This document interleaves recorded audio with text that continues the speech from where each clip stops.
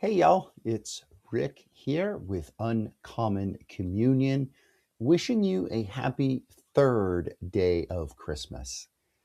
And yes, I am doing another video recording. I really had hoped that I'd be giving you the first of the Cosmic Christ stations, but that did not come together. I will share why with you in a moment. Before that, though, let us begin by recognizing, realizing, and most importantly, living from the reality, the truth, the foundational essence of everything, which is that we are always and everywhere in the holy presence of God and each other. So, I think I've shared with you that watching TV or watching a screen these days is really not my favorite thing to do in the evenings. I would much prefer to pick up a book, maybe a print book, maybe my Kindle, listen to some music, drink some tea, light a candle, use some of my aromatherapy, and just sit.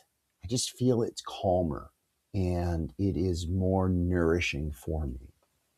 That said, I do from time to time find shows that and films that really speak to me, that really capture something. And by that I mean not that they are funny necessarily, not that they are dramatic necessarily, but that they are meaningful, that there is something deeper that is being said in them. I have recognized and I embrace that I am a meaning junkie. You might have guessed that if you've been following this for a while. And by that, I mean that I am looking for the depth in whatever I encounter, and shows or movies are no exception. So today I ended up watching over the course of the day three things that I think are particularly significant. I just want to briefly share these with you before I talk a little bit more about what to expect over the next days as I do start to write about and share about the stations, excuse me, the stations of the cosmic Christ. The first thing I watched early in the day was the season finale of Pluribus on Apple TV. And I've shared this a little bit with you before. I am just fascinated by the alien life, how it is portrayed there, and this idea of the hive mind. And it is just so interesting. And the cinematography and the way images and music are used and the acting is phenomenal. So again, if you are looking for kind of a short burst, only 9 episodes, which is a little disappointing, quite honestly, but it's going to be back. Um, I recommend that. The second was something I watched with my wife. It is the third Knives Out film that they've made. And this one is very different than the second one, which I thought was entertaining and kind of funny and timely. But this one, we've only watched half, so no spoilers here. But this one is different. It's darker and it has a lot to say about faith and religion and the purpose of religion and our modern time, our current events. And I'm really enjoying it. We only watched half because my wife was tired. It's 2 hours and 45 minutes long, so it's a bit lengthy. But I look forward, very much forward, to finishing that tomorrow evening.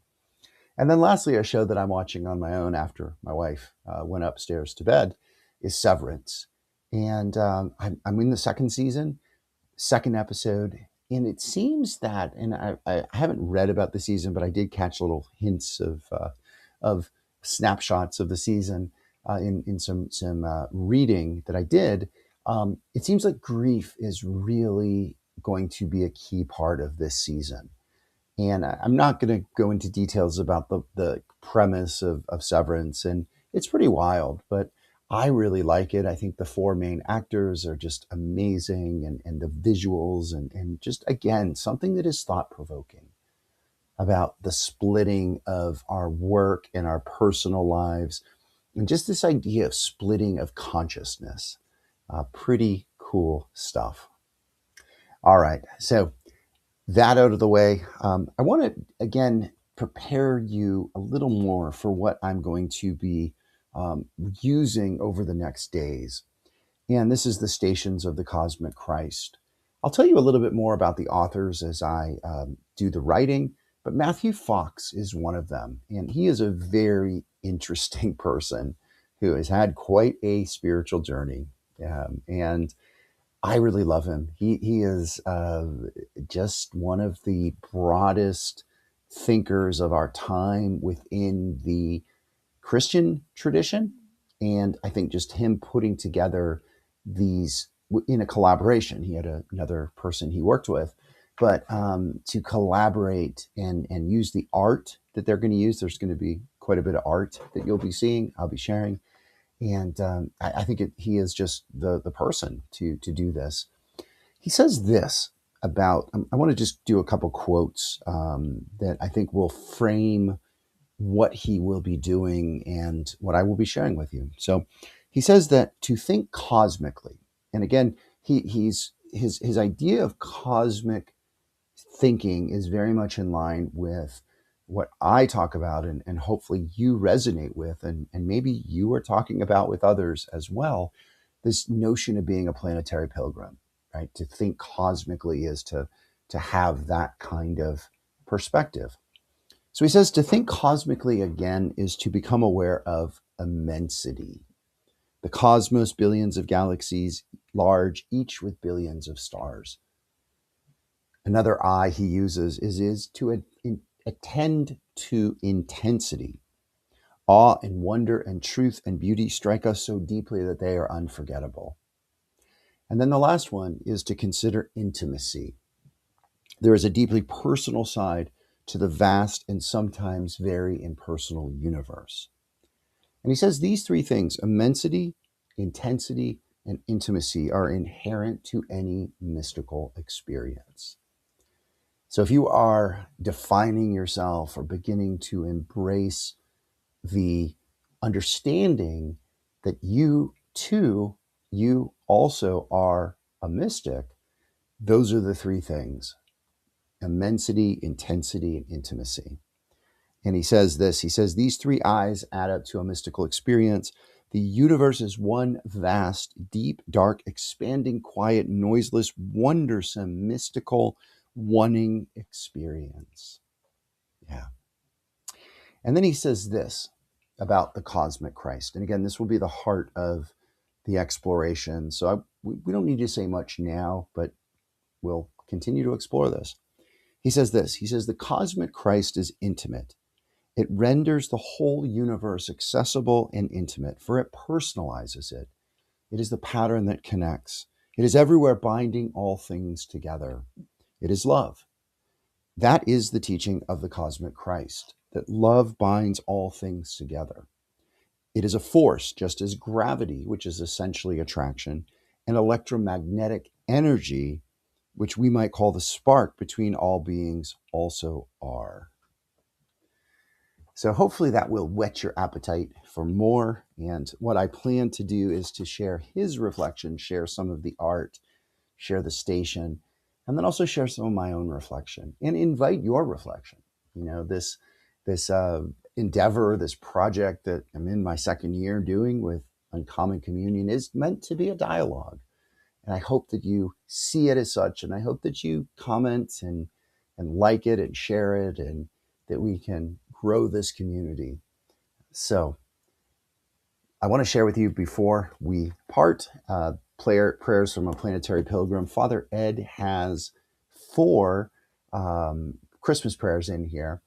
I'm not going to post this one today in the notes. I will be posting in the notes a couple of things.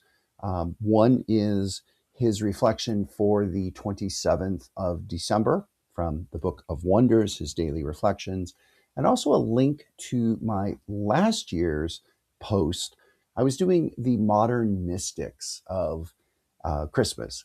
And last year on the third day, I talked about and shared some music of Alana Lewandowski, who is quite someone and just an amazing artist. So I invite you to check that out so you can get this reflection. You can read something, and I just hope again that it is meaningful and nourishing in this Christmas tide for you. So this is the first one. Yesterday I read to you the St. Stephen's one. This is called a Christmas card psalm.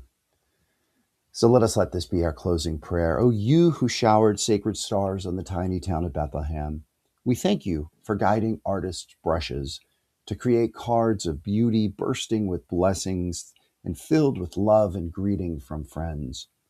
We lift our hearts up in gratitude for these beautiful yearly bridges that bind us together in love. We who are often too busy for keeping up with friendship's needs.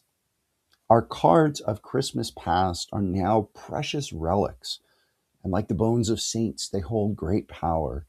And so we hate to bury them or see them burned. Opened Christmas cards hum to us the hymn of love and teach us the sacrifice, the sacrament of correspondence. Tie about the finger of our minds, O beloved one, a reminder that without reminders, friendship fades from the failure to express words of love and appreciation to one another. May these 12 magical days of Christmas inspire us to create the unholidays of the year, the feasts of no occasions, with love notes to friends who are far away. Sacred season of the 12 days of Christmas, gift us with the magic power to stop the clock so as to keep God alive within the world. For if God is love, then God may be found in the mystery of love exchanged. May we be a holy messenger of that holy mystery.